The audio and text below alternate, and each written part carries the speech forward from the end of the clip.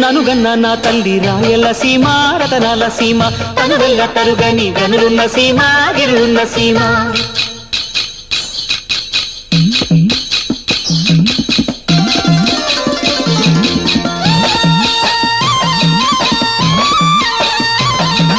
హరిహర బుక్క రాయలడవి కేటాకెళ్తే కుండెళ్ళు కుక్కాల ఎంట పడ్డాయంట